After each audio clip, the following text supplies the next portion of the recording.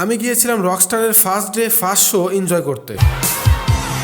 সিনেমাটা কেমন, সাবিলা মিথিলা কেমন অভিনয় করলো, সাইয়ারার কপি না তো আবার, নাকি আবার আশিকি 2 থেকে মারছে, প্রিন্স থেকে কি ভালো হইছে, অ্যাকশন মারামারি নাই মারামারি, ভাই মেশিন গান নাই মেশিন গান, মিউজিক্যাল ফিল্ম গানগুলা কেমন হইছে, শুনছিলাম এআই দিয়ে নাকি সিন রেকর্ড করছে, ওগুলা কেমন হইছে, এই সব প্রশ্নের উত্তর আমি দিব। তো যারা চ্যানেলটা সাবস্ক্রাইব করেন নাই প্লিজ সাবস্ক্রাইবটা করে ফেলেন। এই সিনেমাটা সবার জন্য না। হ্যাঁ, সবার আগে আমি এই কথাটাই বলতে চাই যে এই সিনেমা সবার জন্য না, কারণ শাকিব খান বলে যে তার সিনেমা দেখে গার্মেন্টস শ্রমিক, তার সিনেমা দেখে রিক্সা চালক। তো এই সিনেমাটা কিন্তু তারা পছন্দ নাও করতে পারে, এর পিছনে একটা কারণ আছে, একটা লজিক আছে। আমরা পছন্দ করি উড়াধুরা মায়ের পিট, অ্যাকশন, ধুম ধামাকা, পিড়ানি এবং মেশিন গান নিয়ে একদম ফালাফালি লাফালাফি কাটাকাটি।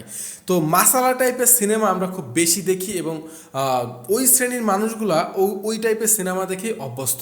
এখন হঠাৎ করে এমন একটা সিনেমা যদি আসে যেই সিনেমায় কোনো অ্যাকশন নাই, কোনো মারামারি নাই, সেটা কি আদৌ কেউ পছন্দ করবে? তো এই জন্য বললাম যে এই সিনেমাটা সবার জন্য না।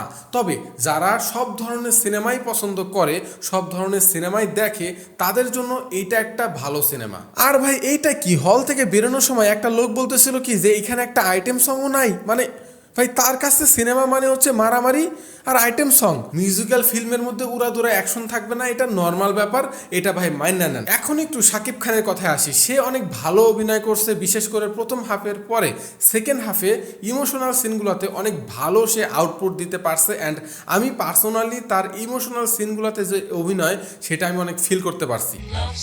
সাবিলা নূর রকস্টারে কিন্তু ভালোই অভিনয় করছেন, একদম ফাটায় ফেলছেন। যদিও এর আগে তাণ্ডবে সে খুব একটা স্পেস পায় নাই, যার কারণে সে তার অভিনয়টা খুব একটা ভালো করে ফুটায় তুলতে পারে নাই। কিন্তু এইবার শাকিব খান আর সাবিলা নূরের যে একটা বন্ডিং, যে একটা কানেকশন, এটা কিন্তু সিনেমাতে অনেক ভালোভাবে উপস্থাপন করা হয়েছে। অ্যান্ড প্রত্যেকটা রোমান্টিক সিন কিন্তু দেখার মতো হয়েছে। খুবই অল্প সময়ের জন্য ছিল মিথিলা, তার ক্যারেক্টারটা ছিল সুরসুরি মারা টাইপের, মডেলের চরিত্রে অভিনয় করছে এবং যতক্ষণ সে পর্দায় ছিল বেশ ভালো ছিল।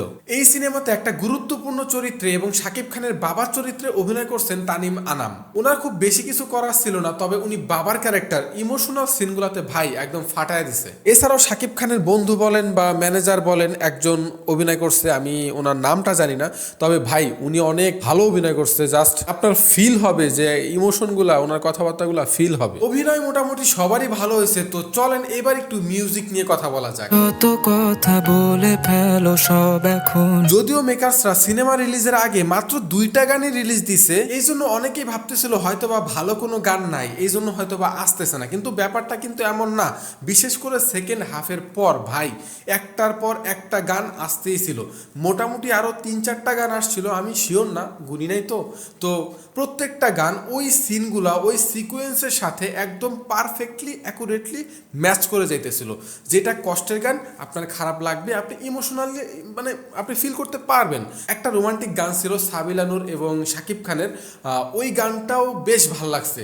তবে ভাই সবার লাস্টে যে গানটা ছিল ওইটা একদম মানে আপনার ভেতর ছুঁয়ে যাবে। এই 4-5টা গানের মধ্যে যদি আর 2-1টা গান রকস্টার টিম ইউটিউবে ছাড়তো সিনেমা রিলিজের আগে, তাহলে ভাই প্রমোশন মানে হাইপ এইখান থেকে এইখানে উঠে যেত। মিউজিক নিয়ে আমার ছোট্ট একটা কমপ্লেন আছে যে পুরা সিনেমাটা আমি দেখলাম, হল থেকে বাসায় আসলাম, আমার মাথার মধ্যে এমন কোনো গান নাই যেটা আমি আপনাদের 2 লাইন শোনাইতে পারবো।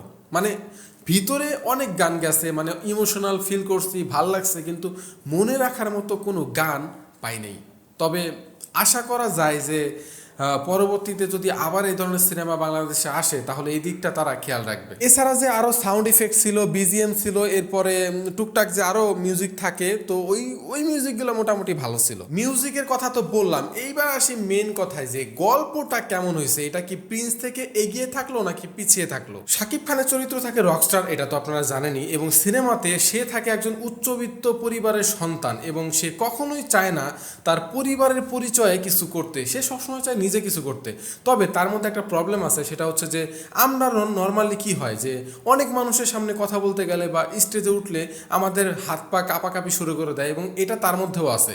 তো এই জন্য সে কখনোই কারো সামনে গিয়ে গান গাইবে তো দূরের কথা, সামনে অনেক মানুষের সামনে যেতেও চায় না। তো এমন একটা জায়গা থেকে সে দেশের এবং একজন গ্লোবাল সুপারস্টার হয়ে যায় কেমনে, এই পুরো জার্নিটা দেখানো হয়েছে। একজন রকস্টারের লাইফে উত্থান পতন দুইটাই থাকবে, আর এইটা অনেক সুনিপুণভাবে উপস্থাপন করছে ডিরেক্টর আজমান রুশো। তবে এইখানে একটা ইন্টারেস্টিং জিনিস আছে, সেটা হচ্ছে কি, আমরা ট্রেলারে দেখছিলাম যে শাকিব খান নেশা করে, রকস্টার নেশা করে। অনেক সিনেমাতে আমরা দেখি কি এটা জাস্ট শো অফ করার জন্য দেখানো হয়, বা ড্রাগস নিতেছে এটা জাস্ট শো অফ, একটা সোয়াগ দেখানোর জন্য ইউজ করা হয় এই ব্যাপারটা। কিন্তু রকস্টার সিনেমায় এটার একটা মেসেজ আছে, এটা শুধু শুধু শো অফ করার জন্য ইউজ করে নাই, তারা একটা মেসেজ দিয়েছে। মেসেজটা কি, যে নেশা মানুষকে কতটুকু ধ্বংস করতে পারে, এটা অনেক সুনিপুণভাবে অ্যান্ড অ্যাকুরেটলি মেসেজটা ডেলিভারি দিছে। অ্যান্ড এইটার ফলাফল কী হইতে পারে সেটাও ভালোভাবে দেখানো হয়েছে। প্রথম হাফের মধ্যে শাকিব খান বেশ কয়েকবার ঝামেলা করে, তো এখান থেকে বের হওয়ার জন্য সে তার বাবা বা সে চেষ্টা করে, এবং সে যখন সাকসেস হবে এখান থেকে, এমন সময় শাকিব খান এমন কিছু একটা করে যেটা তাকে আবার বিপদে ফেলায় দেয়। তবে আমার কাছে আদালতের সিনটা অনেক ভালো লাগছে।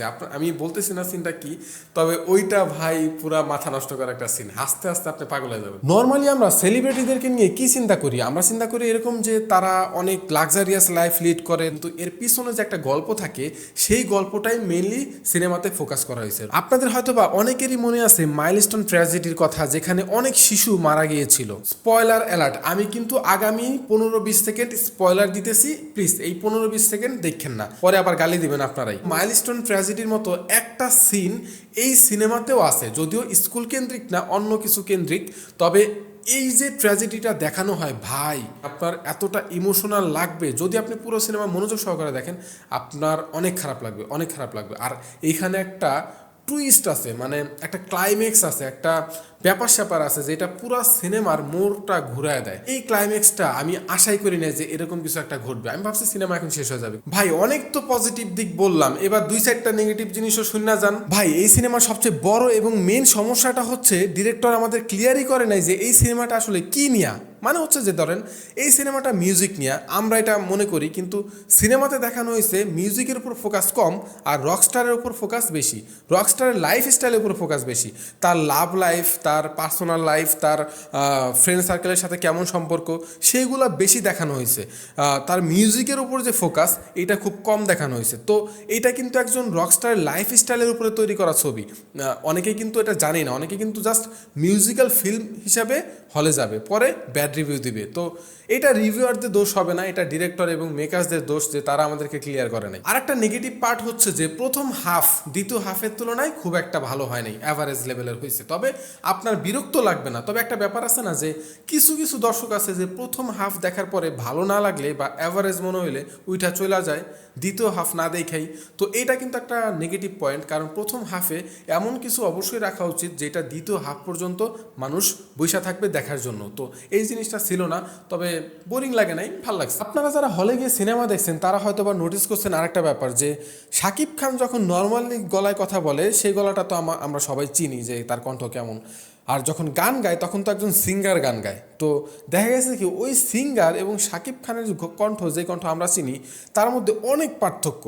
ভাই একটা মিউজিক্যাল টাইপের সিনেমার মধ্যে এত পার্থক্য থাকলে না মানে শুনতে অড লাগে। গানগুলো অনেক ভালো ছিল, তবে কণ্ঠ যদি আরেকটু ভরা ভরা হইতো, আরেকটু শাকিব খান টাইপের হইতো, তাইলে একদম জৈমা ক্ষীর হয়ে যেত। এই সিনেমাতে আর একটা মারাত্মক সমস্যা আছে, সেটা হচ্ছে যে সেন্সর সার্টিফিকেট। ভাই সেন্সর দেখলাম আমি ঘাটাঘাটি করে, যে ইউ পাইছে মানে হচ্ছে যে আনকাট, এবং একটা ত্রিভুজ দেওয়া আছে, মানে কিছু কিছু হয়তো বা কাটাকাটি করতেও পারে। তো কথা সেটা না, কথা হচ্ছে যে এটা কিন্তু পাওয়ার যোগ্য সিনেমাটা অ্যাডাল্ট, কারণ এইখানে হিউজ পরিমাণে গালাগালি আছে, যেমন মাদার ফাঁকার ফাঁক, মাদার ফাঁকার কথায় কথায় ফাঁক ফাঁক এগুলা টাইপের কথাবার্তা বলে। এবং মিথিলার সাথে সাকিবের একটা দৃশ্য আছে যেখানে সোফার মধ্যে ধাক্কা দিয়ে দেয়, আপনারা ট্রেলারও হয়তো বা দেখছেন, ট্রেলার নাকি একটা সার্চ ছিল ওইটাতে, এবং সাকিব খান উপরে উঠে।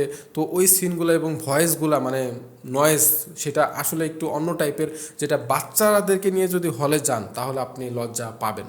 এবং আমি যেই সিঙ্গেল স্ক্রিনে ছিলাম ওইখানে একজন, আমার পাশে রাস্তা ছিল যাওয়ার এবং ওই পাশে সিট ছিল, ওইখানে তার মেয়েকে সে এভাবে কাঁধে করে রাখছিল। আমি তাকায় দেখি যে না, মেয়েটা পিছনের দিকে তাকায় আছে, মনে হয় ঘুমায় গেছিল।